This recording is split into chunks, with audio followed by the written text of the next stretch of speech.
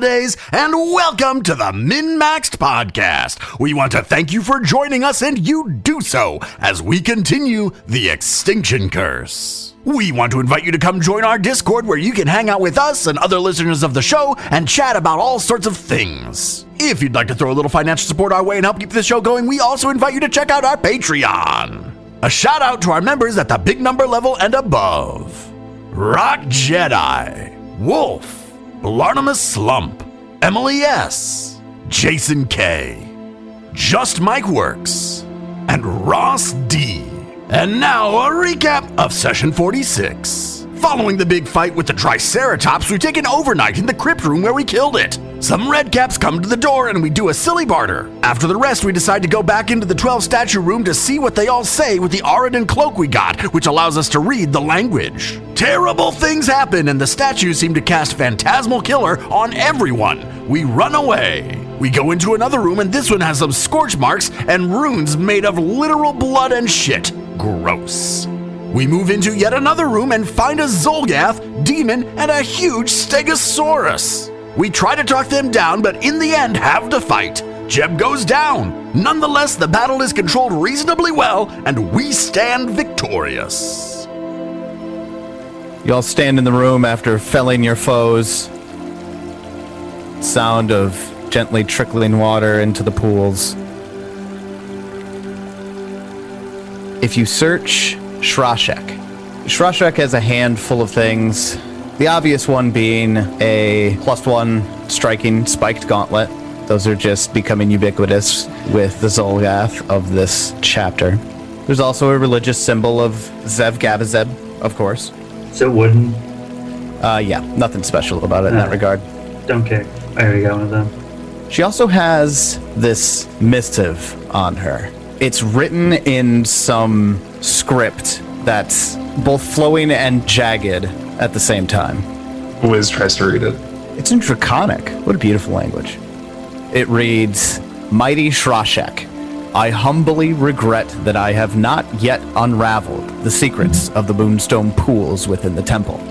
I agree that the knowledge they contain could elevate you among your peers, and I'm working diligently with the diadem you provided. The occult phrases below should help draw the pool's power, if pronounced with sufficient care. If they do not function, I will need more time to explore the site and examine other relics. In parentheses it says, the diadem your rival Uzensho destroyed with her tampering is of no use, and there seems to be no way to wrest the diadem the Peevish ghost wears from his head. I will, of course, bring you more victims. Your god demands sacrifice. Let their flesh empower your rituals. Sincerely, Dusklight. Wait, she's working with the Bargas too? Sacrificing things?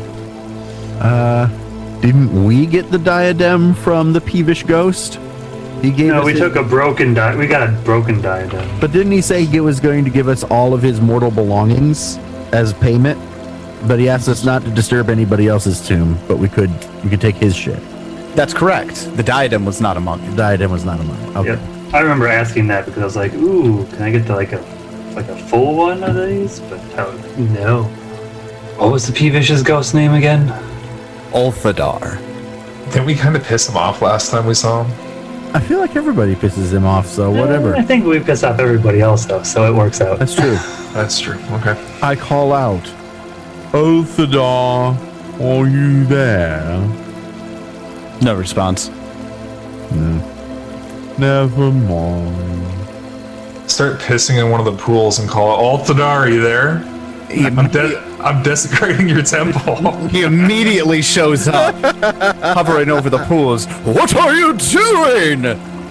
Brilliant. This is what you get for not coming when we asked the first time. Okay, just stop, please. What does the diadem do?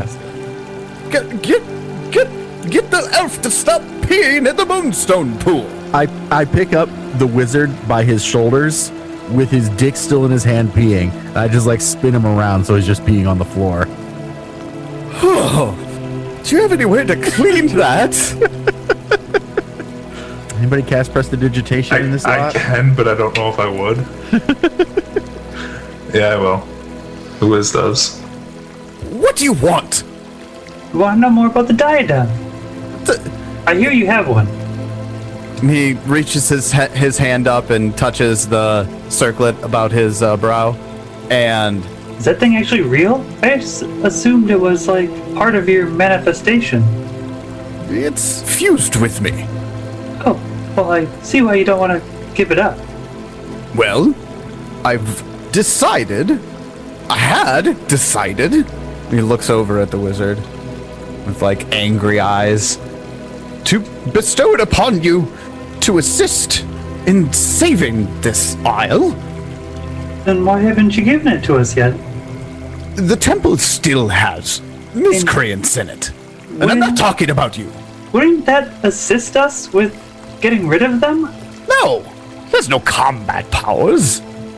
Then what are they talking about when they say that the broken one is of no use to them? The diadems unlock visions in the moonstone pools. Okay. They I are have a tied to broken one, memories. The broken one will do no good. Not Which in the is- sanctum. which is why we need a full one. After you cleanse the temple. What if these visions help us? How? They show the past. The past has power. True. However, no. Well, good luck with your Zolgath problem then. Let's go, Wait, guys. what? Yeah, I start pissing in the pool again. We start walking away. No, no, no. Moonlight, give me a what? Intimidate? Is that a coerce? That coercion? Probably a coercion. I don't know if I call it diplomacy. A bluff, maybe? Oh, Moonlight's serious. I don't need this shit. I'll walk away. Based on Moonlight's motivations, you pick whichever social check you want to make here. Bernard thinks it's a bluff. Just want to Here- point that out. Well, Bernard might be bluffing. Moonlight now has been told that person that has been helping them doesn't give a shit about Eridan, so I no longer give a shit about Eridan. All right, that's fair. So then this is intimidation? So I'm going with intimidation. All right, make that coerce check. You still have the one that allows you to do it, like, immediately, right? Yeah, I still got the quick coercion, yes. Well, what'd you get? 36. Wow. We knew Moonlight was good at this. Yes. Wait! Please. Fine. Do you promise to continue your work until this is finished? Will you keep your word? Yes. I will do everything I can to help you. And he reaches up to his head and he pulls off the diadem and he hands it to Moonlight. Here, you can have this one. Moonlight hands him the broken one. His ghostly form doesn't even like connect with it. It falls and hits the moonstone floor. Thought maybe it'd make it feel like it was still there. Hey, I got some questions for you, too. Are you still peeing? No, you can't be. No, I'm done. Do you know anything about that stone golem in the room to the west of us? Ooh, good question. Yes, good question. Let me look that up real quick. The one that walks out of the wall. Yeah. And the 12. What the I also would like to fuck know was about the 12 masks or 12 whatever that was, too. that shit was scary. Tell us everything about this dungeon now, Tyler. Moonlight just Yeah. scared the shit out of this man. You guys always. All right, I guess we're gonna do an info dump. Is that what we're gonna do? We'll do an RP info dump. You told us you were going to do a shit ton of info, so. I mean, this wasn't what I had in mind, but But here we are. in the room with the golem that comes out of the eye, that's the reflection room. The clergy, men of Eridan, meditated here, in that room. Will it attack us if we enter the room? Oh yes, How do we make it not? none of you have any spiritual touch. The creature will prevent non-believers from entering the room, Oh, of all well, kinds. Anything special in that room? Because it ain't going to happen. I mean, scented incense? What about What's the that 12? worth? The Chamber of Blessings is missing 2 pieces, so it's therefore agitated. Said something about sharing guises, so I thought that if we put one on, we would be sharing his guides. Yes, share, but not steal. 2 of them have been stolen.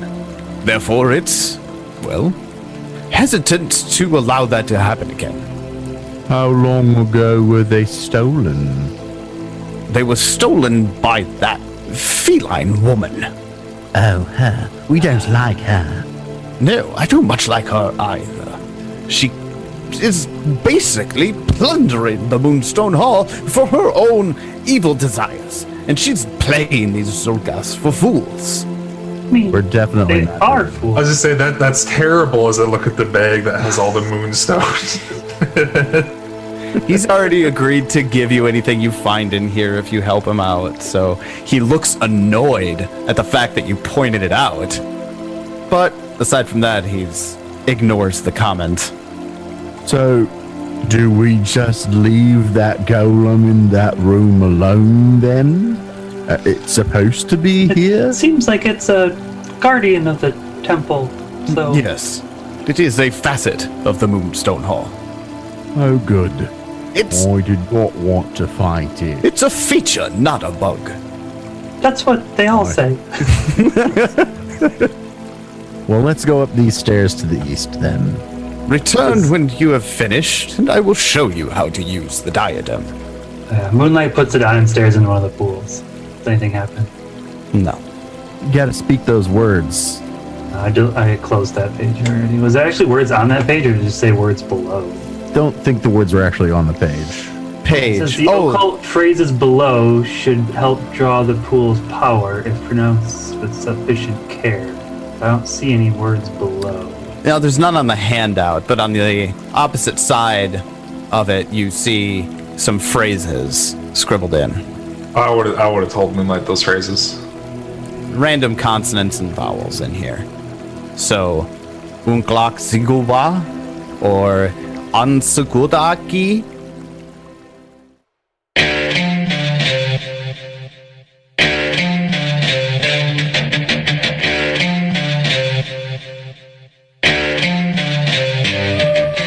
Unglak ziguwa ansugudaki.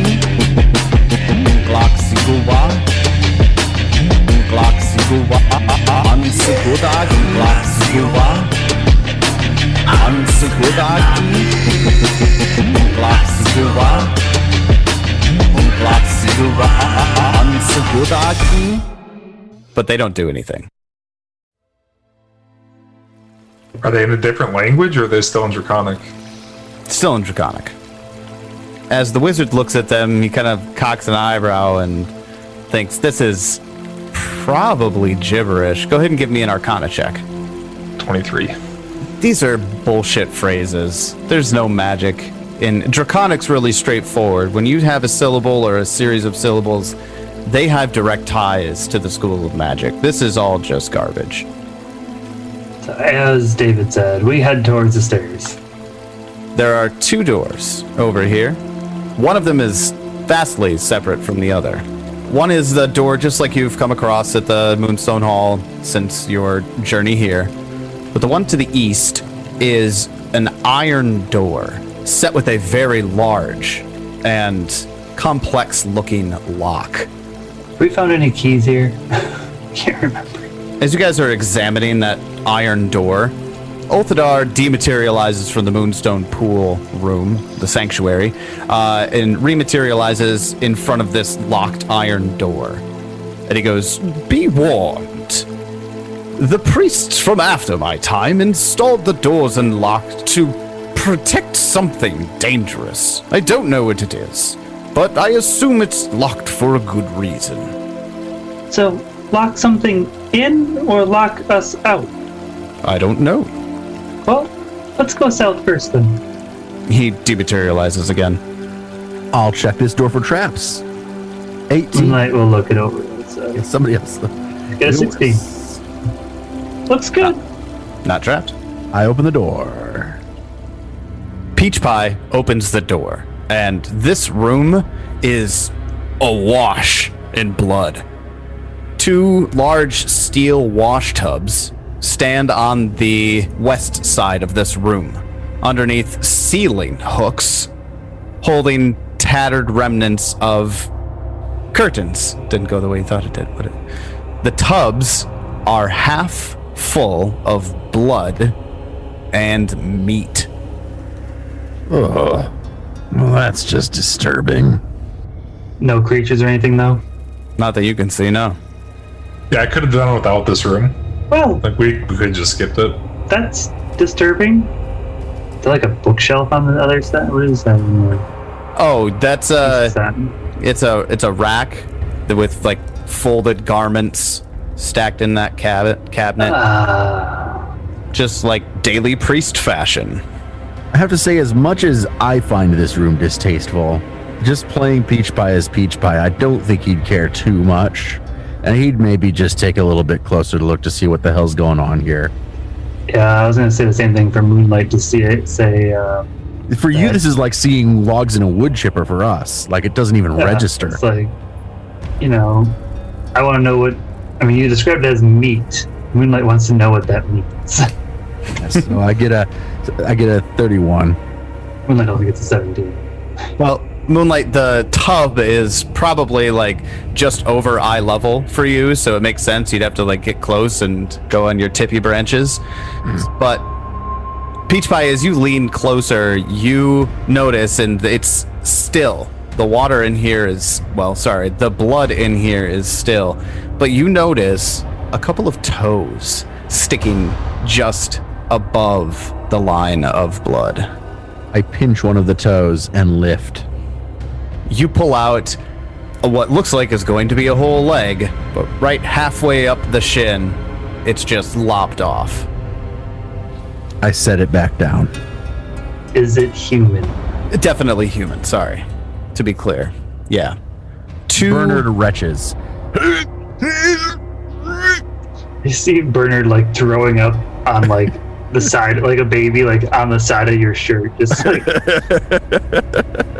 Bernard's way too civilized of a rainbow squirrel to just vomit on his friend's clothes. I really hope we fight a blood ooze. Peach Pie, as you put that severed leg back into the wash tub, Moonlight and Peach Pie, from each of the 2 tubs, you see a ghostly figure rise up from the tubs. Peach Pie, the one in front of you looks like the ghost of a clown. And then you look closer. You recognize that clown. That's Floppy. Floppy's there in full clown makeup, just hanging there in his ghostly form. Floppy? Is that you? The ghostly eyes raise up to meet you at eye level, and they're completely white. Floppy's mouth begins to open as far as it could go, and then it goes a little farther and a little farther, and suddenly that defined clown form that you see right in front of you turns into this absolute horrifying, bleeding-eyed, toothy mouth specter. That'd be the same thing roughly for you, for the one in front of you, Moonlight, but yours just looks like a hand for your circus, wearing the faded trousers, holding a shovel in one hand, perhaps. So when Moonlight first sees him, they'll just say something like, "Perhaps this is the sacrifice room, or at least the sacrifice's bodies." Oh, yes. Frequently, people would go missing from the menagerie and not return. Initiative. At the top of the order is our first undead friend, and it's what was the form of Floppy. He lunges at Peach Pie. With his second action, he is going to reach a spectral hand out through Peach Pie's chest. It's a 33 to hit. Yeah, that'll hit. Peach Pie will take 9 points of negative damage and needs to make a fortitude save. I get a 27. Okay. Well, isn't there something special about your fortitude successes? Yeah, they're critical successes. So you get a critical success That's true. on this. Yes. You succeed. And no effect. Honestly, it's like cheating. I'm cheating. That's what I'm doing. Well, with the barbarian great fortitude? It's so good. It's so good. It is really good. Like evasion for fortitude saves. Yeah, exactly. With its third action, it's going to look down at its spectral hand like it didn't do anything and go for you again. Floppy would know Peach Pie fears no death. And it gets a 17 to hit. And it misses. That brings us over to Jebediah. Jebediah, you see this ghost attack Peach Pie in the room. I don't know about ghosts. No, it's I ain't afraid of no ghosts. Is there a curtain between me right now? Yeah, there is a curtain in front of the washroom here. Alright, I'll place myself between the two, and I don't know much about ghosts, but I'll try to swing at it. A miss. 19 misses. Did it look like I missed, or did it look like I went through it? No, you actually miss. You don't just go through it. 28. 28. That will hit.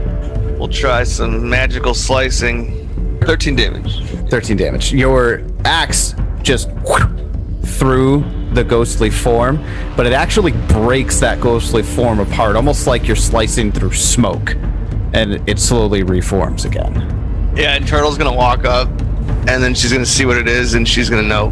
Nope. Turtle nopes right back out of the room. Well, that's funny, because Moonlight's about to nope the fuck out of this room. Speaking of noping out of the room, Moonlight, it's your turn. Moonlight reaches over, touches Jeb on the shoulder, and casts heroism on him. Jeb, you get a +1 stats bonus to attack rolls, perception checks, saving throws, and skill checks for 10 minutes. Oh, heck yeah. And then I move to the back corner. Back up. And that's my turn. That takes us over to the Wiz. It's your turn. Should I just fireball it? I mean, Jeb and Peach Pie? What's your stance on me fireballing you? you know, your fireballs are getting a lot better. Don't you have any single target things? This is very meta, but I would assume whatever's behind that like weird, or the door that was specially locked, is probably going to be more powerful than these guys. That's true. I will just use a first level magic missile. Ooh, that's all three actions on the only one I can see, which is the one right in front of Peach Pie. Total of 12 damage. All right. The wizard fires off 3 magic missiles, and they connect. Not like, pass through like they're smoky in nature, but you see them right into the ghost, and it takes all 12 damage. Peach Pie, you're up. Action 1, rage. Action 2, attack. Let's see how this goes. All right. 35. 35 is a critical hit. Fantastic. 50 damage. 50 damage. Gets partially resisted. It resisted 5 of that. Here's where... Amazing how a normal attack 5's like, oh shit, that's a lot. On 50, yeah, 5 doesn't seem so much. It's not too bad. This one's, it's interesting. Ghosts or incorporeal... Good luck. Incorporeal beings don't do that half damage thing. It's just built into resist 5 for these particular ghosts. So anyways, yeah, it takes 45 points of that damage. And Peach Pie's big top stake driver just all the way through it, and it disperses it like smoke, and then it slowly melts back together. I'm sorry, Floppy, but you're already dead. That's undead, Peach Pie. Thank you for the correction, Moonlight. I attack with my third action. I get a 20 and I miss. Then the unnamed circus hand steps or glides up to Jebediah with its first action. With its second action, reaches out with its spectral hand, gets a 22 to hit. He spectrally does not. Jeb bounces out of the way because don't let the ghost touch you. We're going to try third action for another hit on Jeb. And get a natural 1 on the die, and that's going to miss. As they're struggling. They're struggling. It's Floppy's turn. Floppy's gonna reach out a spectral hand and just like grasp at Peach Pie, like almost comically, like trying to give him a ghost hug. 26 to hit. That will hit. Wait, don't I do a fucking fortitude save, you bitch? You will in just a moment. Oh, okay. Yeah, it's gonna happen. Aw, I get a 16 or fail. 16 does fail. Floppy is going to put the drained condition onto you.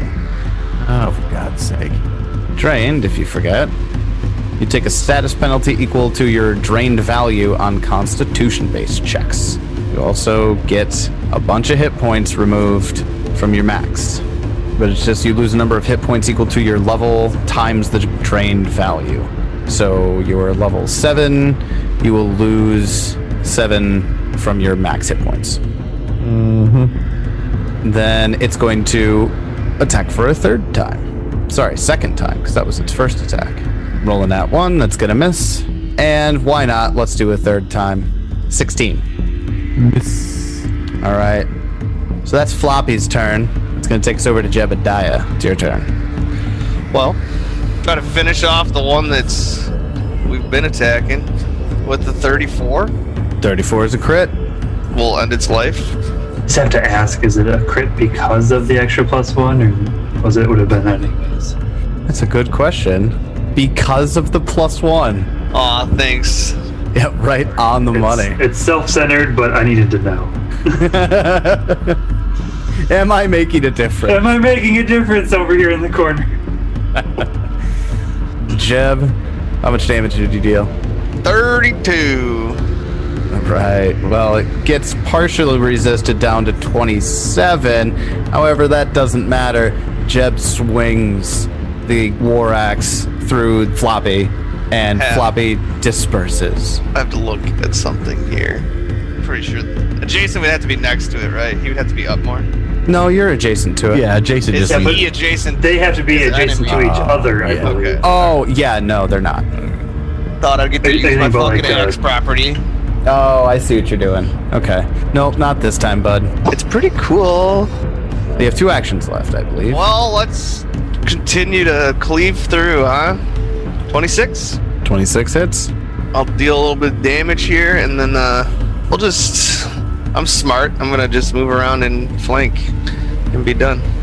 And after Jeb, it's Moonlight. Moonlight has a lot of negative energy, so Moonlight's not sure what... And mental, so Moonlight's not sure what to do. Moonlight pulls out a book of Abadar. Or not Abadar, sorry. The Prayers and Rituals of Eridan. Okay, the prayer book. You're gonna throw the Bible. I'm gonna throw the Eridan Bible at the sky.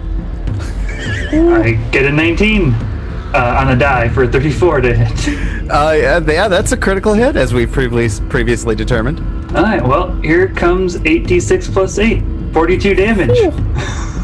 Damn.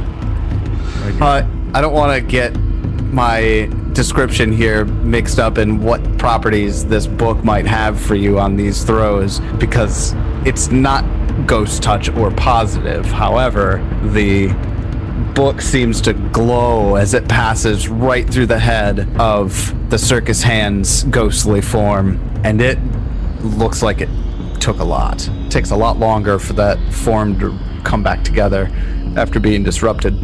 And third action, we will cast shield. Wizard, it's your turn. I drain my bonded item to recall magic missile at first level and redo my magic missile. 10 damage. Then that takes us to Peach Pie. It's your turn. I will step into flanking with my friend Jeb, and I will make an attack or two. Oh, that's a 34 to hit. Fucking another critical hit right on the nose. 46 damage. Peach Pie destroys the innocuous-looking circus hand, and as its form completely dissipates, you get a flash of it shoveling shit in the pens at a dreary, dark circus. Both Jeb and Peach Pie get that vision before it disperses. It's quick. I almost feel bad for them. Well, I feel bad for them because they were murdered by the assholes at the Celestial Menagerie, but I mean, you know what I mean? I will tell you that Floppy was always a bit of a pathetic clown. And now he was a pathetic ghost. But he still didn't deserve to be brutally murdered. Twice. I'm gonna clean the place up with prestidigitation. I appreciate you doing that, the wizard. I feel like we should also do something with the bodies and body parts. I was going to say, then you just are left with a room that has 2 tubs filled with body parts. Should we burn them? You just want to cast fireball. That's gonna smell worse than the troglodytes. How else do we want to dispose of them? Let's leave them for now, and we'll send a cleaning crew in once we're done. Bullshit. We are not sending a cleaning crew. No. Maybe this public works will be like, oh, we should, renovate this Temple of Aradin and do something with it civically. Until they run into that stone golem, or that stone thing that comes out of the wall. Just lock that room up. Just lock that room. We're all good. I just want to burn shit. I know. Once we're done, we'll gather up all of the corpses and we'll burn them all. And you can do it exclusively with fireball. Okay. Is there anything else in the room as I'm cleaning it? No, nothing of immediate value. The priest's outfits that are, folded and stacked in this cabinet on the wall they're cheap threads. What next, party? We're gonna go. Oh, there's a hallway down here with a lot of doors. That's cool. Okay, now we can open all these doors at once, right? Yeah, this Yes. is the typical bedroom hall. So yeah, we open them all. There's a hallway which you all assume are bedrooms. Do you all line up along the hallway and just open them all at once? It's our way, man. So yes. All right, everybody go ahead and line themselves up in front of the door they wish to open. Tim's on top. Turtle gets one. Turtle just looks at Jeb like, yeah, Yep. this is what we're doing. I'm smart enough to do this. I hope one blows up. All right. I do check mine for traps before opening the door. I do I now. don't. I do. I get a 16. There's no traps. Definitely not, yeah. 3, 2, 1, open. It's a bugbear having sex with an ogre. 5 room descriptions at once. Oh, it's The Shining. All right, from north to south, the wizard, in the far northern door, you open the door into a hallway. Turtle can't really communicate what's in their room. Maybe gives the equivalent of what would be a Siberian tiger shrugging. But otherwise, all of these rooms look the same. Each of the rooms are prepared as what looks like personal quarters. There's 2 beds in each of these rooms. There's a wardrobe. And it looks like you could see what remnants of Zolgaths. There's some piss and shit in a corner. There's some blood on the walls. The beds are all torn to pieces. It looks like they just idly started carving demonic symbols into the walls, just like because they're bored. Ulthadar materializes in front of you. So what do you want? Well, if you would like to access the Moonstone Pools, you may. I will teach you the command word. And Are you saying this whole place is clear now? oh yeah, that was the last of them. As far as I knew, at least. Good to know. Yeah, let's go to that locked room. Oh, we gotta search this room still. What's in this hallway? The hallway? There's nothing in the hallway. It's a hallway. Well, it leads to another room. Oh, on the northern end of that hallway is another large iron door with a complex iron lock. So, these pools. Let's go there. As you walk back, he kind of hovers alongside you, and he teaches you the command word for the diadem that I'm assuming Moonlight is wearing. Oh yeah. Yes. Okay. Moonlight fancy. Ulthadar takes you over to the pools, and he says, you have, in fact, driven all of the heretics from my home before they could corrupt the heart of the temple. For that you have my thanks. You have proven yourselves dependable allies to my order. You and your dead god. Yes, he kind of rolls his eyes. If you wish to peer into the Moonstone Pools, at this point I won't stop you. And He points to the diadem and says, "This moonstone diadem can grant you sight into the pools before you. This allows you to focus on a memory or a knowledge that this place may have. Things that have happened here, things that have happened in association with the church. If you would like to share whatever vision, you can link hands with your comrades, circus folk, He doesn't have hands. and share in the vision. Grasp the twigs, branches. I'm just imagining like a panning shot where you see like the wizard who looks mostly normal, pans down to Jeb, who's a dwarf, who still looks mostly normal, and then you see Turtle with her paw in Jeb's hand, and then from Turtle's paw you see a tree branch holding Turtle's paw, and then on that tree branch you see the tree branch holding a tiny little rainbow squirrel hand, and then a clown very stooped over, delicately holding the rainbow squirrel hand. I like that you Image. conveniently just forgot about my spell slime. Like, Oh, he your doesn't spell slime. exist. I'm asshole. sorry. What's its name? Doesn't have a one. name? Why would it have a name? Called Uzi. Uzi. Ted doesn't even have a name. So it starts with the spell slime then, and Ted like just holding it in his hand. The wizard holding it in his hand. You would have to specifically focus on something that would have happened within the Moonstone Hall. Or really any memory of perhaps the past user. You could really, if you would like, see my life in the past through this diadem. How did you die? Old age. Can we go watch him die? I mean, we probably could. Not sure that's best use of the time at the moment. No, truly, anything that's happened within the Moonstone Halls. Inside the Moonstone Halls. Doesn't have to be somebody. Doesn't have to be someone with the diadem that saw it. No, the Moonstone Hall in its properties to observe its inhabitants, and those observances can be concentrated on at the pools, and you may see them. We see a lot of lonely priests jacking it. Moonlight focuses on Dusklight. Moonlight and everybody else, through the virtue of holding hands with everybody, you see Mistress Dusklight. And Moonlight, this is kind of a surprise to you. Moonlight, this is really the first time you've really seen Mistress Dusklight, top to bottom, full light.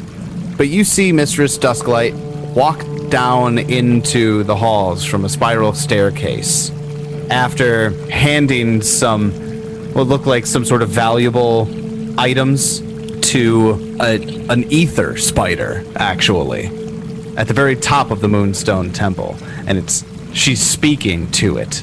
And then you get a cut of her walking down the stairs and encountering the Zolgaths for the first time.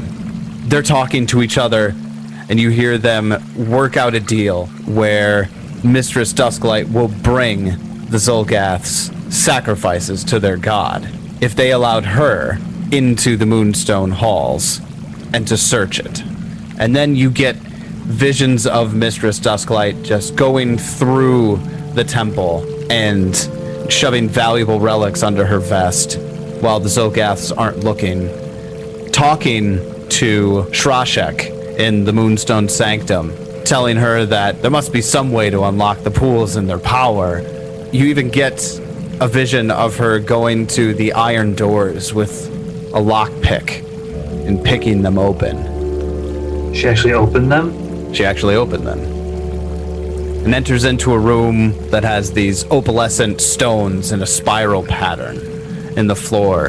And in the center stands a statue of Eridan holding a chalice in his upright palm. And she goes carefully up to it, grabs the chalice from the statue's palm, and the statue comes to life. She backs up and goes to the door, and the statue follows her, taking swings at her, and she ducks out of the way, and she finally holds the chalice up, and the statue grabs it from her, walks back to the center of the spiral pattern, and goes back to holding it once more.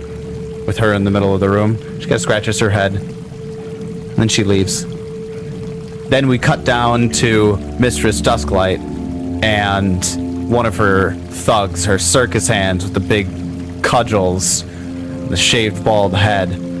Almost looks like it might be boars, even. Carrying over his shoulder Floppy the Clown and handing Floppy over to the Zolgaths. And as she turns away from the Zolgaths after handing Floppy over, the Zolgaths are just butchering the clown, and she walks away with a smirk on her face.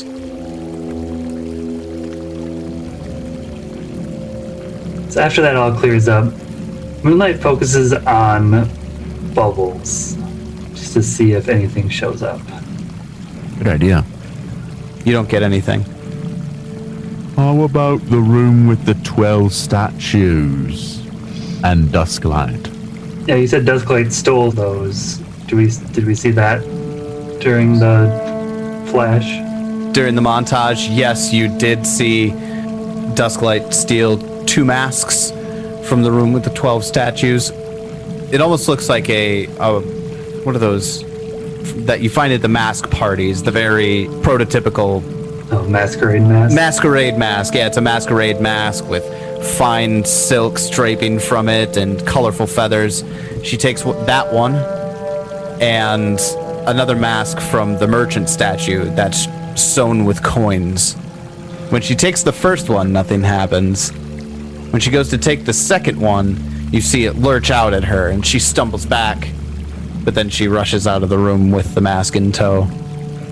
Having seen this room with the pearls, did you say pearls or whatever those they are in the floor? They're like pearlescent or opalescent inlays. They're not pearls. They're like that multicolored, multifaceted opal swirling patterns on the floor.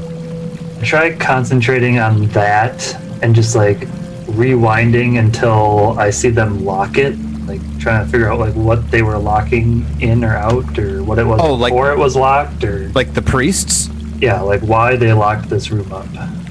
You see the priests putting and create, like you see the creation of this statue. But as you see the process go together, you see they sculpt the statue, and then for several days in a row, they cast some sort of ritual on the statue. And after the ritual is cast, you see the statue start to go like berserk almost and swinging at the priests and things like that in the room. So they leave. They come back a little bit later, and then they begin casting the magic and inlaying the opalescent spiral pattern into the floor. And as they completed it, the statue settled down into the middle of the room and held its palm up. They bring the chalice inside this iron-bound chest. Inside of an iron-bound chest. Inside of an iron-bound locked chest. And when they pick up the chalice, they don't use their hands. They use mage hand to pick it up out of the multitude of chests. Place it on the statue's upturned hand. They rush out of the room and close the doors, lock them. And you could fast forward from that point for hundreds and hundreds of years, and no one ever goes into this room. They want that chalice. What kind of key do they use? This is some like Indiana Jones shit right here. It's a standard key, yeah. I mean, it's complex. Nothing we've seen in here, though. No, it doesn't look like a fancy key or anything like that. It's a very standard key. Wizard, do you know anything about this chalice? Are there any like recall knowledge that I could do? I was gonna say you would have seen all of it. Go ahead and give me a. I want to say religion. I really do, but I want to be really sure before I settle on that. Anything other than religion, but yeah, other than I think of a society, maybe. But actually, society. I actually would allow any identification check. I want to make one too. Then identification or recall knowledge. Recall knowledge for identification. So one of the 4: arcane, nature, occultism, or religion. Moonlight will look at it from an occult standpoint. I'm already hero pointed. Yeah, I go from religion and get a 21. I had Arcana and only got a 20. I rolled a fucking 3. Moonlight gets a 12 for occultism, so. Just to give you guys the chalice itself. 37, nat 20 with my hero point. Nat 20. Nice. Nice. The chalice that this statue is holding on its upraised palm is what looks to be a time-worn chalice. Even when they brought this thing in the first time, it was what looks like it's made of dull tin. It's completely unassuming and really plain-looking chalice. However, So it's the Holy Grail. there is around the rim, encircling the rim of the chalice, appears to be gold, silver, and ebony rims that are like spiraling and encircling the rim of the chalice. Wizard, the DC for this item is a 37. So because you rolled a 20 and got a 37, this was a critical success. Nice. There's no way, you can't handle it, you can't prove it. You're just seeing this thing, and with what care they're taking of it, you read something in a book a really long time ago from some of the ancient libraries in Keonan. In fact, the Erudonite priests did recover from a drow queen in Jalmaray, or under Jalmaray, I should say. So the Wiz would actually know everything about this. The Wiz would have heard of this in tales. Backstory wise, I feel like you're either tying this directly into the Wiz's backstory, or just coincidentally, the Wiz knows everything about this. No, you do, and it's not a coincidence. The wizard can't put two and two together, but you specifically remember being in a library that is extraordinarily familiar to you. Like, you must have spent hundreds upon hundreds hours in this massive library, but you can't, like, pinpoint where that library is. You just get this feeling that you can picture this library in your memory just thinking about it. You just don't know where it is or what it's called or who it's associated with. And you have definitely read a book about this. It's called The Grail of Twisted Desires. This is a unique magical item. You are not entirely certain what it does, but anytime someone has held the Grail and attempted to use it, sometimes they just look at whoever they're talking to after trying it and going, oh, this is wine. It magically produces wine in this Grail. Sometimes it produces wine that has great healing effects. But every now and then, a user will sip from the Grail of Twisted Desires and fall down dead where they stand. The Grail of Twisted Desires. I want it. Do you tell us this, Wizard, or is this just all in your head? I tell everybody everything. Well, in the Wiz's words. I don't know what the Wiz's words would be. My goodness, this is incredibly exciting, the Wizard. I can't believe that there's such a rare artifact here. We must go investigate it. Do you think that wise? Almost certainly not, but it's what must be done. Yeah, it's a terrible idea, but we need to do it, like, right now. Well, don't see why not. Is there anything else we should look into the pool for? I got nothing. You covered it really well. Anything about the Moonstone Halls or anything tied to the organization that ran it? I guess. I mean, think on the orbs. Were the orbs ever here? That's what I was thinking of. We could try and see if we could learn anything about the orbs.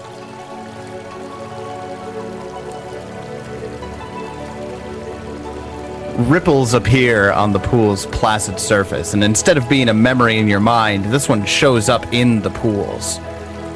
The vision swims clearly into view. The god Eredin stands atop a lofty peak. Across the islands below him, 5 towers, crowned with 5 gleaming orbs, rise into the dawn sky. Eredin's hands have touched each Aeon orb, and the reflection from each orb sparkles upon him. He lifts a long sword and gemstone cut into a 5-pointed star and begins to chant in a powerful ancient language. His words evoke images of green growth, clear flowing waters, and radiant sunlight. as he completes his ritual, the Aeon orbs flare and brilliant lines of golden light link each tower, crossing the miles between the structures and flowing toward the mountain where Eridan stands. The sun rises and sinks overhead, first slowly, then it begins to repeat the pattern of rising and sinking over and over, which turns into dizzying speeds. The land flourishes during this time passing, and humans walk its surface. Above them, the 5 orbs orbit their towers, like jewels in glistening crowns. Suddenly, the throne atop the peak is empty. Mighty Eridan has died. The orbs lose their links to one another and begin to fade. And slowly, desecration creeps across the land as the bounty provided by the Aeon orbs fades. Then, faintly, a new figure arises. The figure has indistinct features, and at one moment seems 2 feet tall, and at the next seems 7 feet tall. Big trunk-like arms, a frail, scrawny body, a squat form, and it just doesn't have any distinction to the figure as it changes every time you try to focus on one part. This new figure reaches out, light emerging from outstretched fingers to bolster the failing orbs. And with that, the desolation slowly recedes, and the green verdance of the Starstone Isles returns. That was a powerful vision.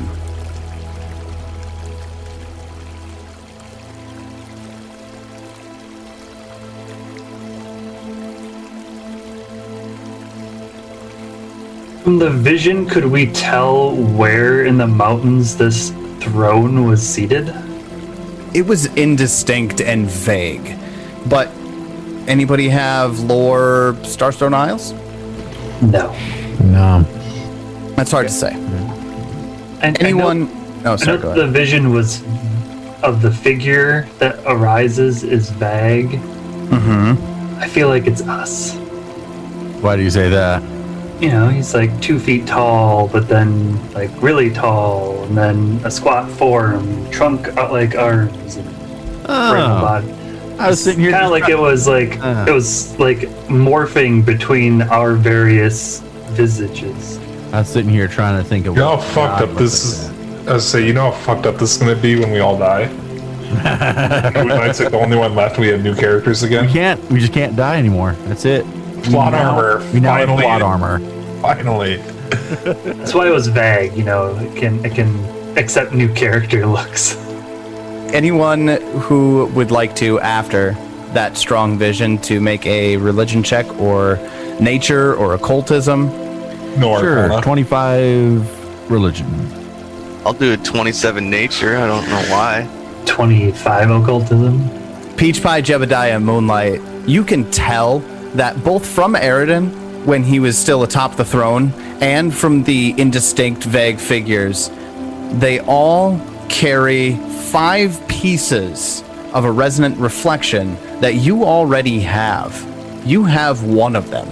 But whatever figure went atop the mountain to stand on the throne had all 5 reflections. Well, looks like we need to visit some more towers.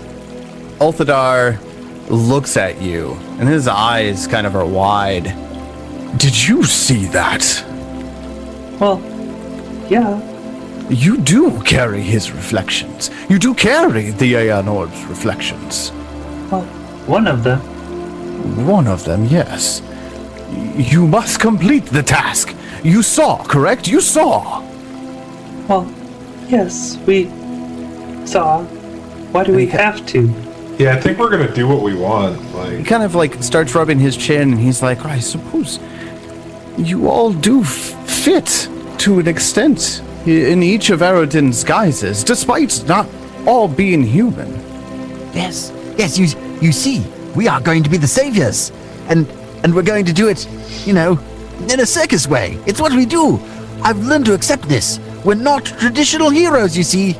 But we are heroes, says Bernard, who's very excited about all of this. He turns to look at the wizard and he just goes, the scholar. And then he looks over at Peach Pie. Good. I know it's coming. The artist. Oh, I thought it was going to be the fool. There's no fool. Oh. Then over to Jebediah and the hunter. And then over to Moonlight.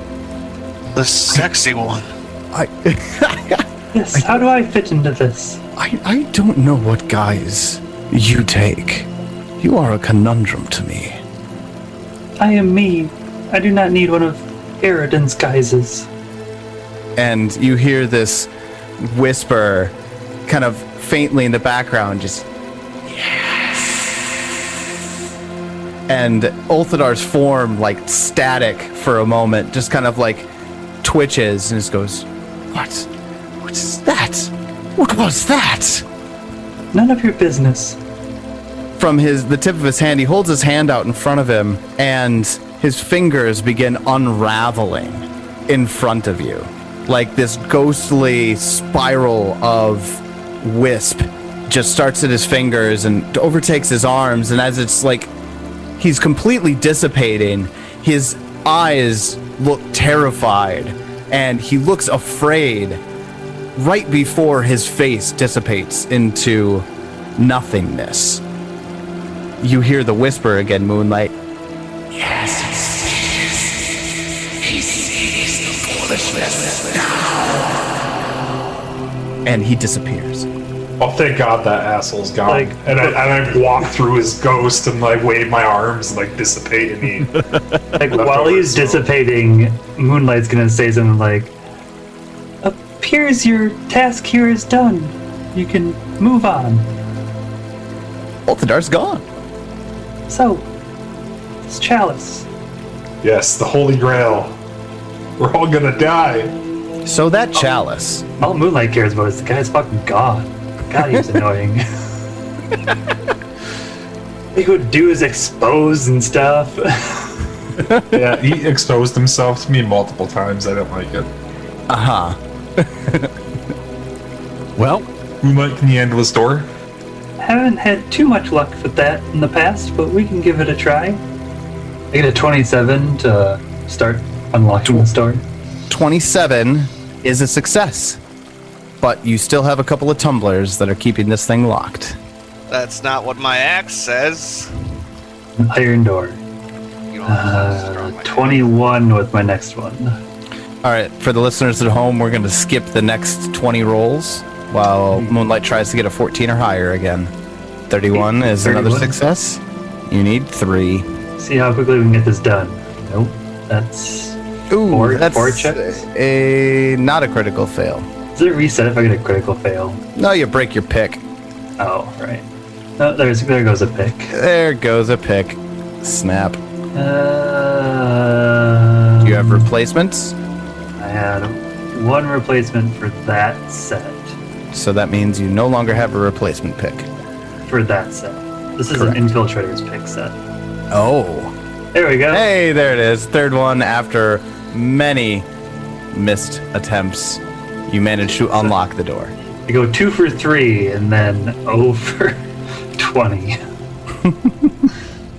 You open the room and it looks exactly like it did in the visions. That spiral circle of opalescent stones set into the floor with the statued visage of Eridan in the middle, holding a chalice and an upraised palm. Moonlight's just like, "Greetings, statue." No response. Is there any writing anywhere in the room? Not at all. Is there any writing on the chalice itself? Not at all.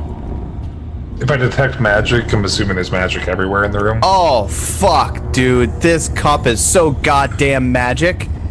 But everything else is too, I'm assuming. Actually, yeah, there is a weaker aura of magic, but it's really hard to focus on because this chalice is so magic. Does anybody have any ideas for what to do? And it's so weird when you detect magic in this cup, it hits you, conjuration, illusion auras are prominent and heavy, but it's not common. It's very rare for multiple auras to emanate from a single magical item. Is anything in the room arcane? How's my slime doing? It's like vibrating and pointing at the cup, and it's starting to like purr and coo. And it evolves? No, that doesn't happen. Yeah. Now it's a gelatinous cube. Da-na-na-na. And it eats us all. Guys, we got a Roomba for the fucking circus. I try to mage hand the chalice up just a little bit and see what happens.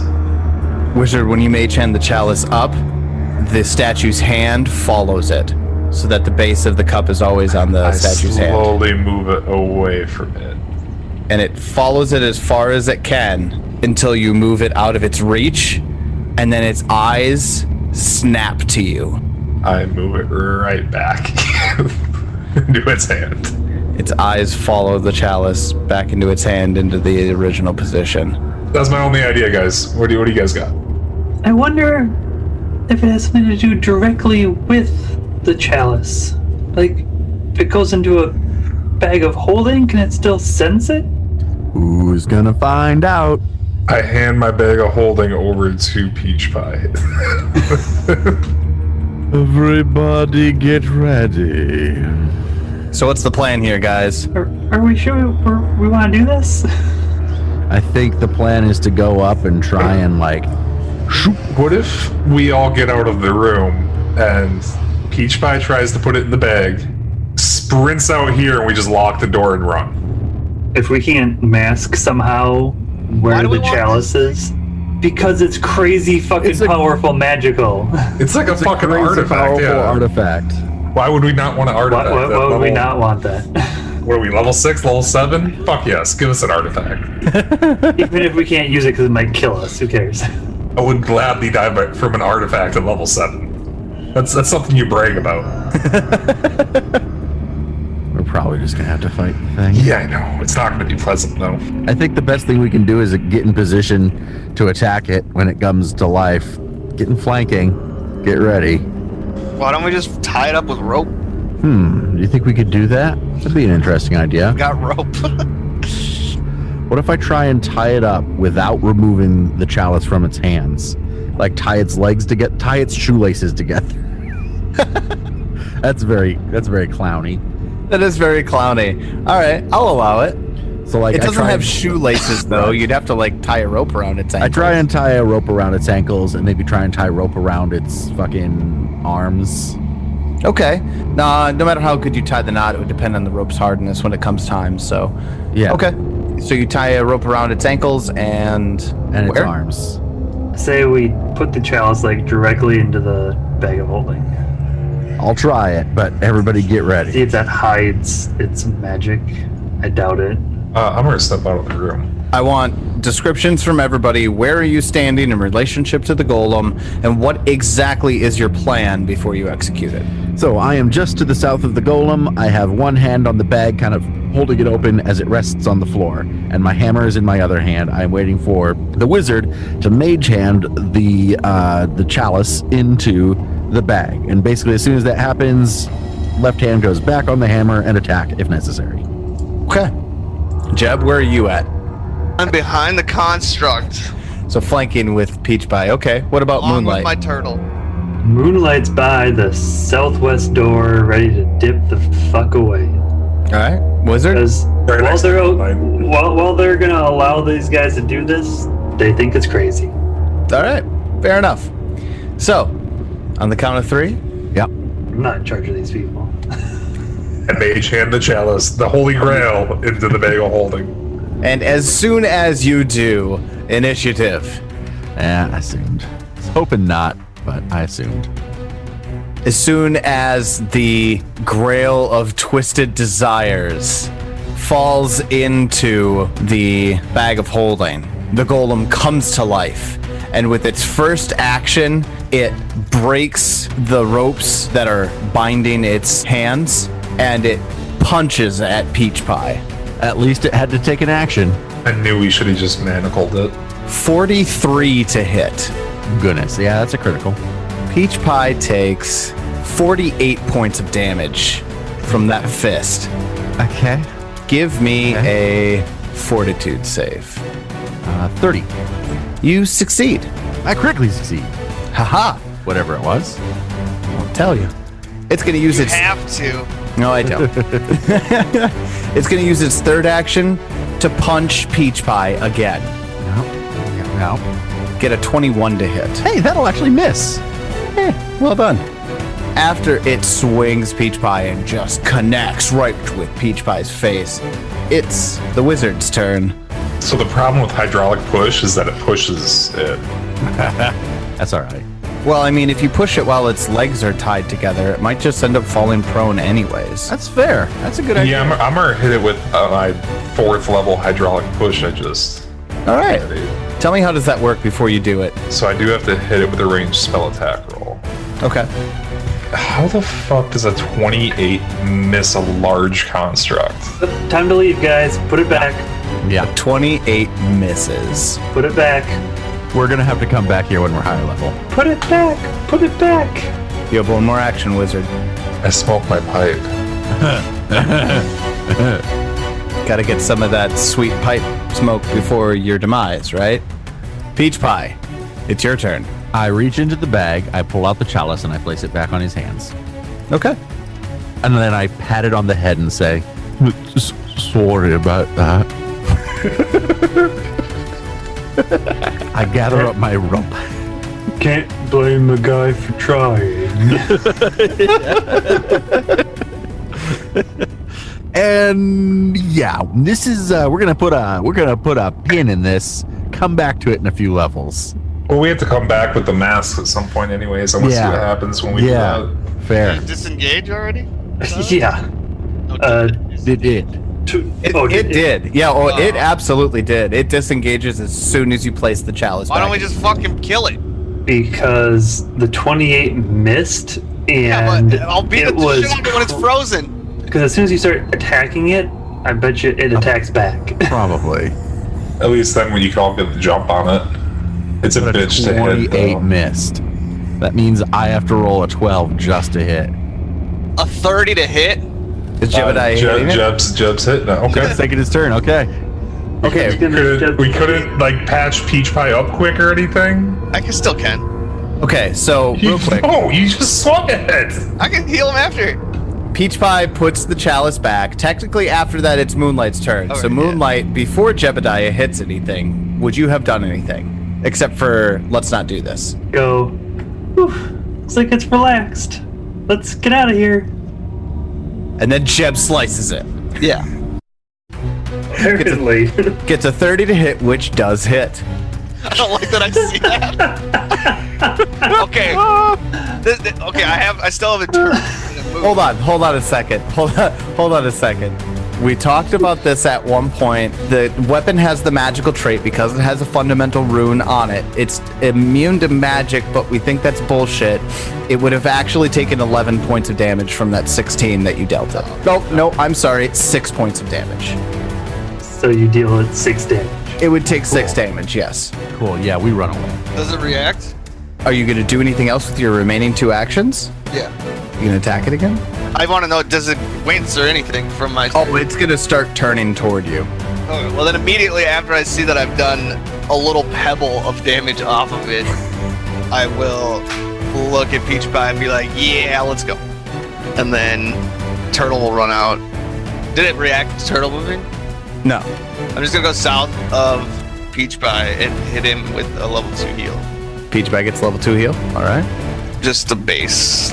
1 action one. For 13! I'll take it. All right. Chalice and run! All right.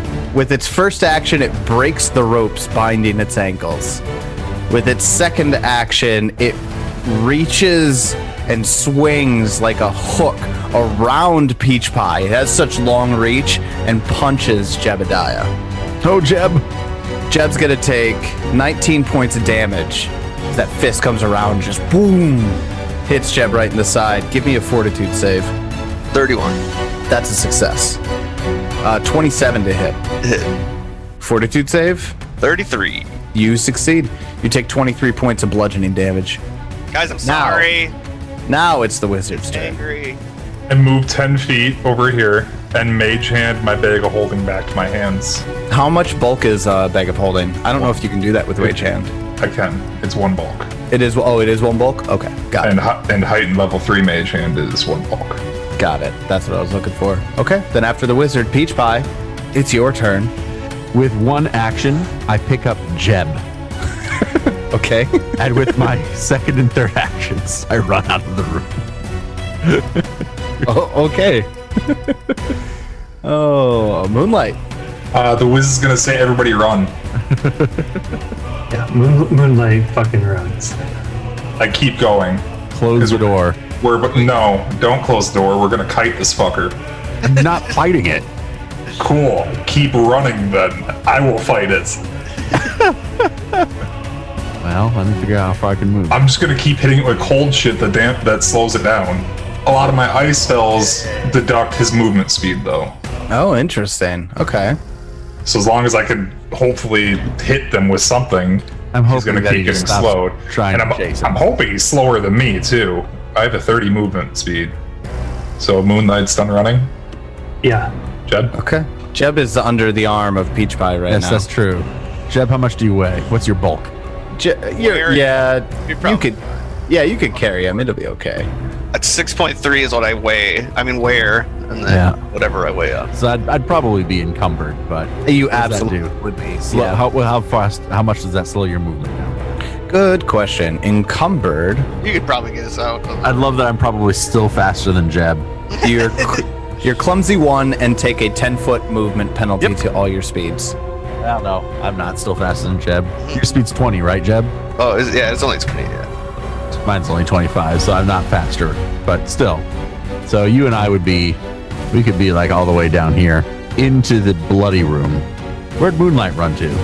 Way south. South. Yeah, he went south. He's going straight for the stairs. Moonlight ran through the wash tub room where the mutilated bodies of the menagerie folks are into the hallway. Yeah, do you want me to drop you so you can run? Yeah, I'll use my stubby little feet to. And then have Turtle run too. Yeah, Turtle's fucking. She's fast. I'm guessing Moonlight's just gonna hop on Turtle and book it the fuck out of here. Yeah, Turtle will bump into Moonlight and then stop, and then Jeb will move out. Tyler's trying to think of how to prevent us from doing this. No, that's not it. I'm trying to find out exactly how it's going to react.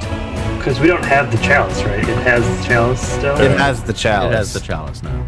So what it does is it chases Jebediah out of the room. Because this, of course, within rounds, it all kind of happens simultaneously, right?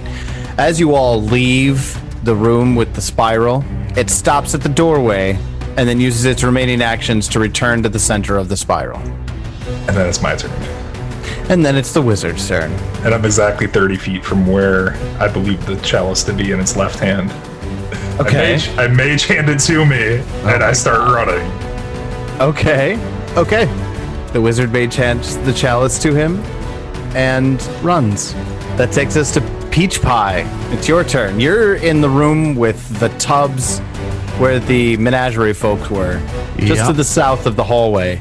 We're gonna end up doing a whole map all around the map here. So we got to describe what room you're in so people get the idea of where you're at. So where are you going? I run south through the tub room where there was all the blood and the meat and the ghosts. Yeah, I head west, and I'm now in a dining room. Then Moonlight, it's your turn. I am south of the bathtub room. Just saw Peach Pie go running by me. The wizard's running toward you with the chalice in his hands going, run, run! What did you do? I didn't steal anything as I'm holding my bag of holding in one hand and the chalice in the other. I didn't take anything. Oh my god, are we really trying to run out of here? Okay. I spend 3 actions running then. Fuck this. So you run past Peach Pie in the Yep. dining room. If these fuckers want to get themselves killed, fine. It's just a wizard. If the wizard wants to get himself killed, that's his choice. All right, then after Moonlight, Jebediah, it's your turn. You just watched Moonlight and Peach Pie run past you. The wizard has the chalice, is right next to you, going run, run. Run, run. All right. I didn't take anything. Run. Well, knowing that I am slow AF and I want to keep up with everyone, I'm gonna drink one of my moderate elixirs. Actually, no, I'm not gonna drink an elixir. I'm gonna use the bracelet of dashing, gaining 10 movement speed, and then I'm gonna follow the leaders. Where are we going? I don't think we even know yet. I mean, we're done with this place. Just leave. No, I'm just following behind the closest I can. Yeah. We go back to the top of the round. The golem uses all 3 actions to give chase. That means it's not hitting me. He uses all 3 actions to get right in the wizard's face in the middle of the tub room. Wizard, it's your turn. I'm gonna book it. I move 85 feet away. Right next to... Moonlight is the 90th, and I can't go diagonal because I already went 1, so it'd be 95. So I'm stuck behind Moonlight at 85. The wizard runs up behind you, Moonlight, holding the chalice, running. Hey, Moonlight, look what I got. Peach Pie, it's your turn. Yeah. I run 75, a little bit west, and then a long way south. I go blowing past the wizard and Moonlight, and I am at the base of the stairs that head back up. All right, Moonlight. You better get into that room up there first because of that golem. You got the diadem. Yep. Maybe we could make them fight each other. That was my plan the whole time. So I do make it to the next floor. Okay, give me a second to pull that map up. I was like, God damn you fuckers. You're the absolute worst. Does this guy activate? As you enter in, up the stairs, back to the upper Moonstone Hall, this is where the statue that didn't attack those with the diadem is at, and it doesn't even flinch at you entering the room. Free action, I say, if a clay golem comes through, kill it. Okay. So I don't know if it'll follow us this far or what. All I right. think it's gonna follow us for a while, and I think we're gonna actually have to kite it. Jebediah, it's your turn. Where are we running? Upstairs, right? Yeah, south up the stairs. And then I'll give 2 turns to Turtle and have her run to Moonlight. All right, Jebediah continues to run away. Jeb's at the base of the stairs going up. Turtle made it their way up the stairs to where Moonlight is at. That's going to lead us to the top of the order. Wizard, you hear footsteps running toward you. It does not enter your sight, but you hear from the dining room that you just had ran through crunching as this thing just completely pushes aside and smashes the chairs and the tables that are in the dining room. And it's at the end of its 3 rounds in the dining room. Is now your turn. I continue to run, and I'm like, oh shit, that ghost would be pissed if he was still in existence. And I just keep running. I hope we run into some enemies that were planning on like ambushing us, and we just sprint past them, and this clay golem just comes smashing through behind us, fucks them up. Some like menagerie people were waiting to ambush us, and he just plows into them. Wizard, as you enter the room at the top of the stairs where the statue, the guardian statue is, as soon as you enter the room, it comes to life and starts turning towards you, begins to draw its sword. Moonlight? Moonlight! No, not him, the clay golem. It sheathes the sword again and goes back into position. Thanks, Moonlight! And not the painted man or the short little dwarf, stubby legs, or the tiger. It looks down at you and nods its head. Peach Pie, your turn. I also continue running. Want to throw me onto that map? Yes, I will. I have enough movement to get all the way through that room and get to there. So I go blowing past, again, the wizard. Not really. We're all kind of running together. But effectively, I am in the lead. So I actually kind of got to those before them. It's weird how that works. It's weird. It's weird. But anyway, I end up about 10 feet outside of the room with the other golem. Moonlight, it's your turn. You see everybody has entered the room now except for Jebediah. Fucking slow dwarf. He's gonna kill us all. I think I'm just gonna move to the other side of the room. Stay in the room though, so that this guy sees me. Okay. And cast shield on myself. All right, Jebediah, run up the stairs, dwarf. Running. I'll just move up with there, and then Turtle will go right here. Be done. Running up those stairs way faster than he normally does. It's almost comical. Move them stubby little legs. And as you all get to the top of the stairs, you hear the giant golem clomping through the basement. It is still below, hasn't quite made it up the stairs yet. What do you guys do in your turns? Can we expedite this? You each get a turn, and do you want to just keep running? Are we going to try and have the two golems fight each other? That was my plan. I was planning on delaying until Golem, the large construct, showed up and then telling this guy to attack it. If it doesn't attack it, I tell you to get the fucking chalice back. No. No. So everybody take your turn all at once. End up where you would be. I'm just gonna keep running. Yeah, Moonlight delays at least until after Jebediah. What's your movement speed? Mine is 25, so I can move 75. Turtle will bonk heads against Moonlight, hoping to telling them to get on. So once everybody else is out of this room, Moonlight tells the statue, "Okay, resume your normal guardianship, and if a clay golem comes, kill it." And I jump on Turtle.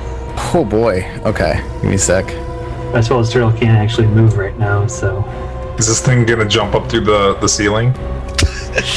I've been half expecting that this entire time for it to just plow through the ground. It'd be cool, but I'm still just gonna keep running. Why did you have to go and do this, Ted? Moonlight, you It's see... an artifact! It's the Holy Grail! Moonlight, you see, as you're in this room, first you hear it, the golem stomping up the stairs. At the end of its 3 actions, it is in the middle of the doorway leading into the room that you are in from the top of the stairs. The huge guardian statue unsheathes its stone sword and begins wailing on the clay golem. Fantastic. Probably can't do anything to it. Hits it with a 35. It dealt the clay golem 8 points of damage. And then it slams into it again. The second attack, actually that would have been a -5. It misses. And then with the third attack, again, -10. Hits with a 29. You shitting me? My hydraulic push was off by 1. Yeah, it was. Motherfucker. Deals it 14 points of damage. Okay, everybody gets to go again. What do you do on your turn? Run. Jebediah, Turtle, Peach Pie, and the Wizard are in the Upper Moonstone Hall's cathedral area. Do you all continue to run out of the cathedral? No, Turtle's with me. Peach Pie waits for Moonlight. I delay. Moonlight tells Turtle to wait for Moonlight to cast a spell before running away. And Moonlight tries to cast Chilling Darkness on Large Construct. Well, we're going to use that 1 hero point, because that's a 4 on the die. Might as well do it now. It's not really any better. 6 instead of a 4.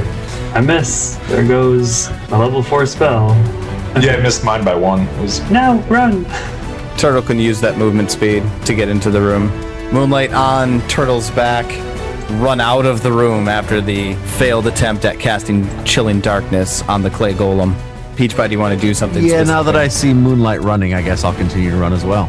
The Wiz made it outside of the entire structure, and he is gonna wait out there for everybody and just be like, "Yeah, we good workout. Like, got what we came for."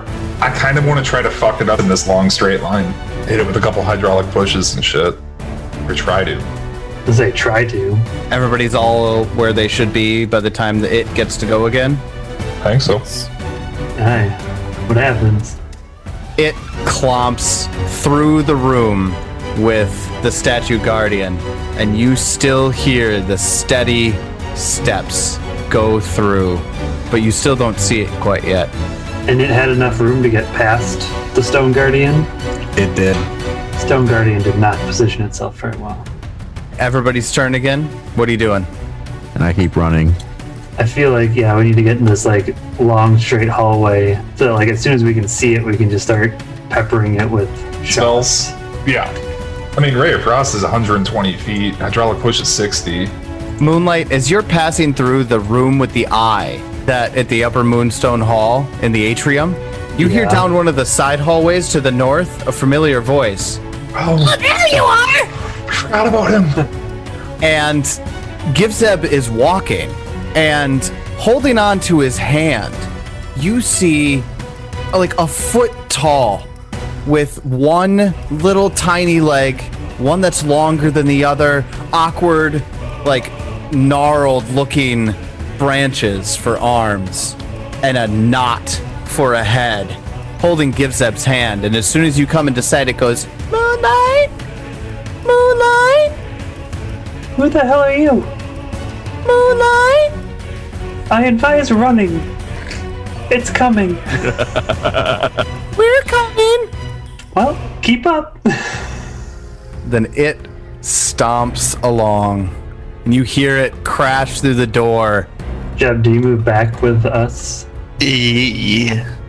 and it stomps through the cathedral, and Givzeb goes, Oh my god, what's following you? It's huge! Like I said, run. Moonlight? Yes, you too. And it's Whoever like, you are. It's like hobbly stumps. It looks like a little stunted, tiny leshy, except for it doesn't have any leaves. Did you It's just- sleep with Gebzeb? And it like hobbles along with Givzeb, and Givzeb goes, Oh, I'm not waiting for you!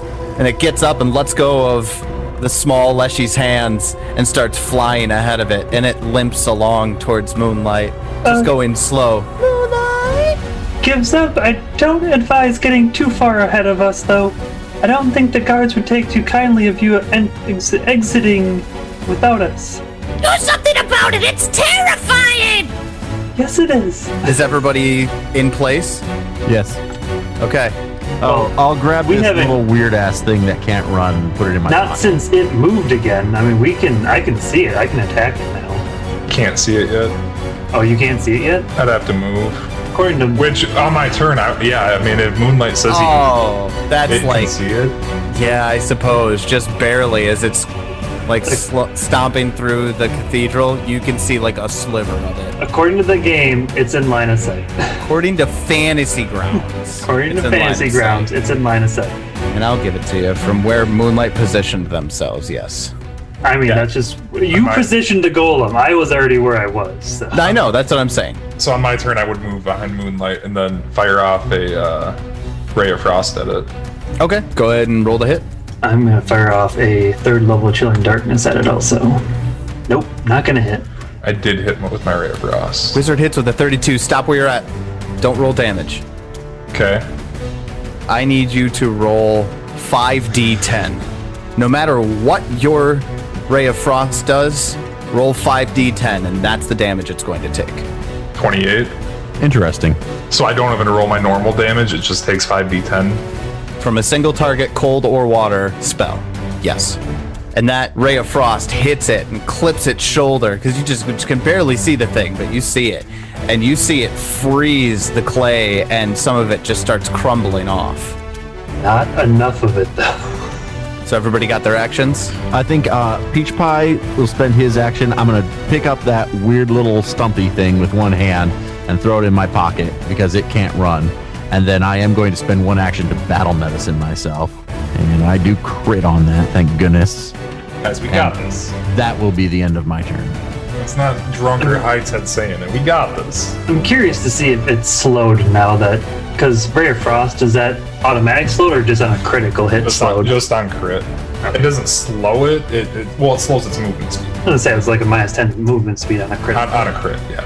Each by when you pick up the little stunted leshy, it looks up at you, and its like knotted head splits in half, and it starts opening up like a latch box door. And inside of it, you see this roiling darkness. It's just deep and black. You can't see like the inside of this thing. It's just enveloping darkness inside of its head that looks like the knot of a tree. And it goes, clown! So really just what happens when peach pie exists every day. Except for it's, visibly, well, So, sometimes you stare into the Not visible. darkness, and sometimes the darkness stares back at you, or the abyss, or whatever it is. sure. Yeah. Now knowing that it takes 5d10 regardless, as long as it takes damage, I really wish I would have taken Ice Storm. Because that 2d4 or 2d6 it takes every round for being in the cold would have been 5d10. That was just 4 damage, but it wouldn't have been in it for very long. It would have just moved out of it.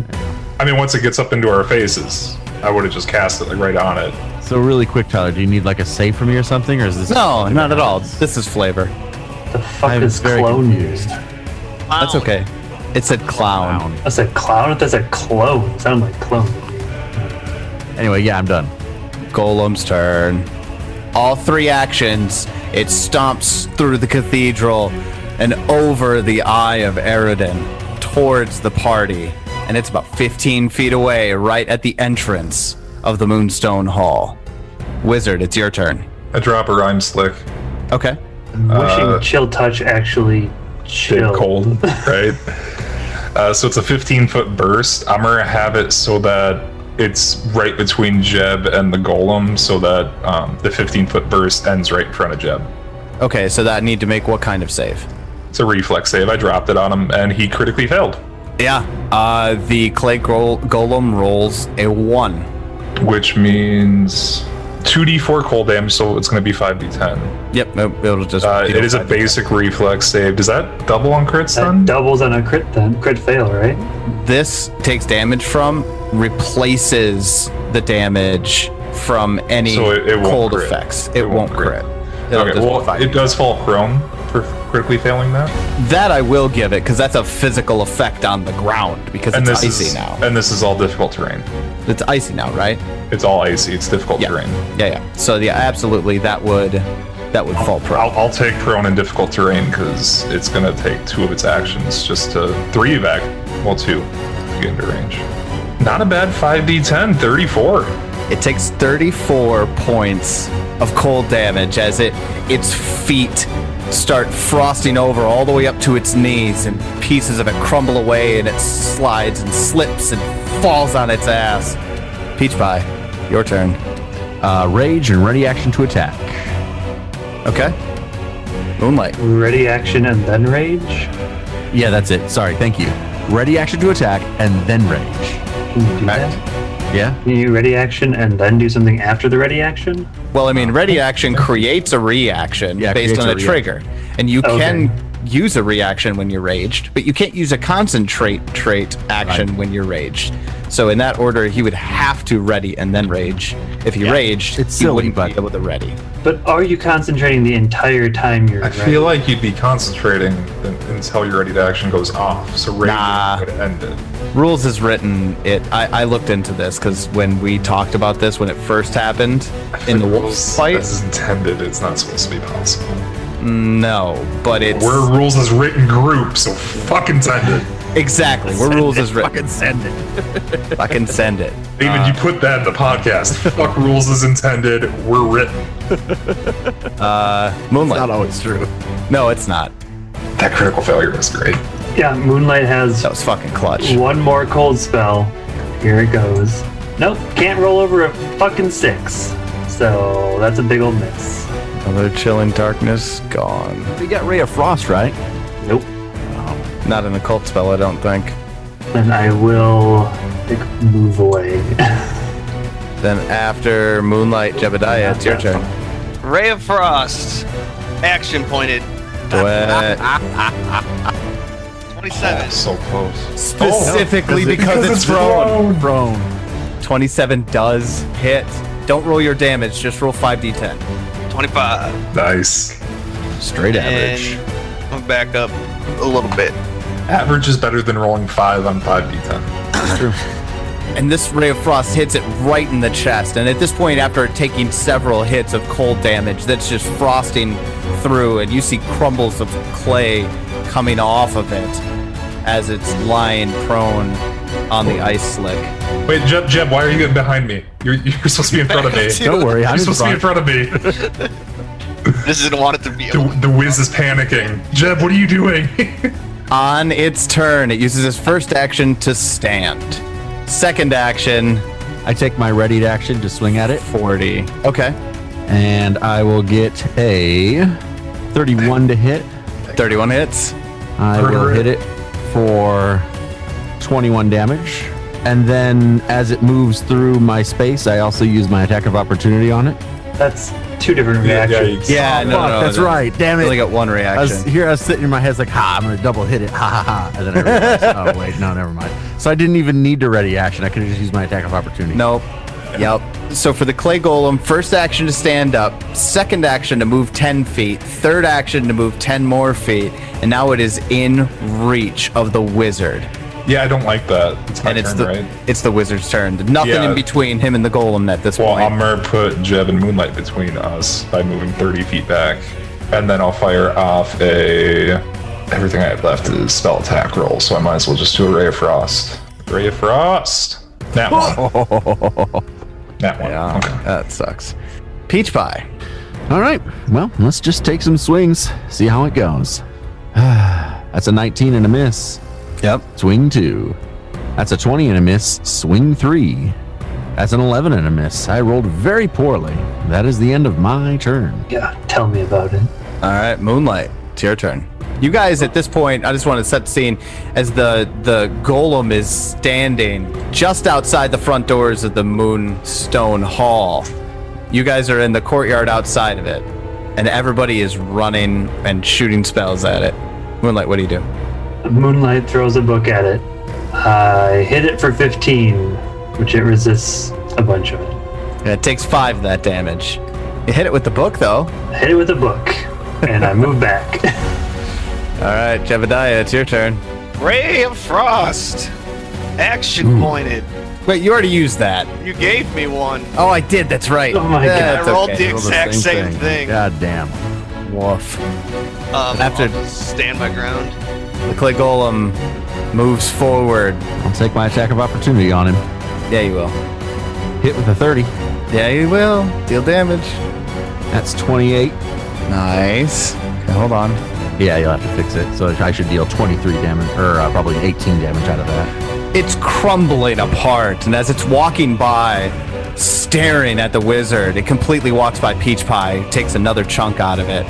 With its second action, gets in range of the wizard, and with its third action, swings a fist, He just went straight for me. dealing Of Oh. course he is. 40 You to have hit. it. Critical hit on the wizard, dealing 45 points of bludgeoning damage. Okay.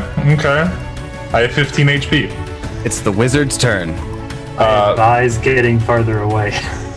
This is the silliest combat. This combat is very reminiscent of like how we used to play D&D, like Swanee's in my like old group where we just do, because we were fucking kids and teenagers, so you just do the Kite most everything. ridiculous things. Just kite everything all the time.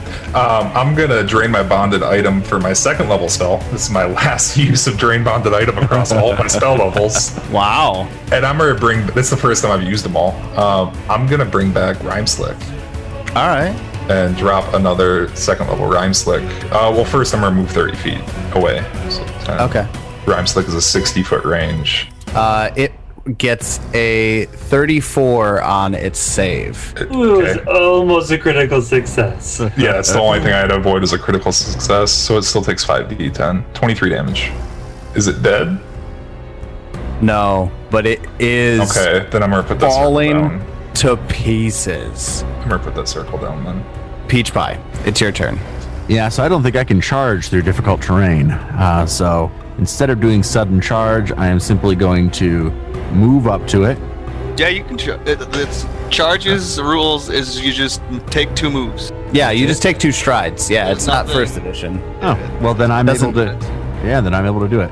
Yeah, it Get up doesn't need to him. be in a straight line, Well, I'm etc. fucking getting mail, or I'm in flanking then.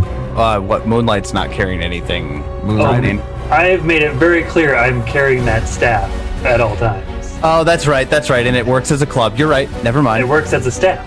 That's right. I get 23 to hit and miss. That misses. I will take my second attack. Oh, thank Nat God. 20. Thank God. That I was gonna say, this 20. thing's gonna kill me if someone doesn't hit it. 41 damage, and as it's a crit, I do not get prone if it isn't Yes.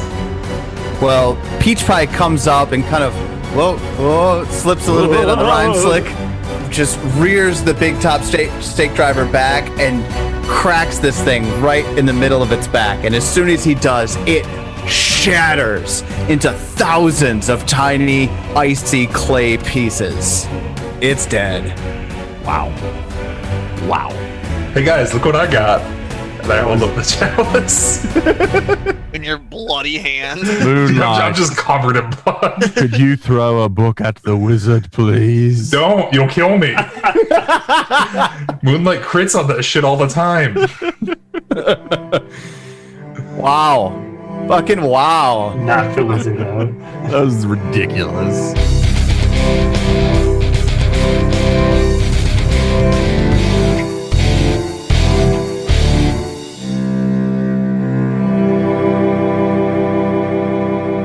What a ridiculous session. I said it in the recording and I feel like it bears repeating. That felt like old school being a kid in your parents' basement, staying up all night, playing Dungeons and Dragons and doing the most ridiculous, stupid, insane things because it's fun.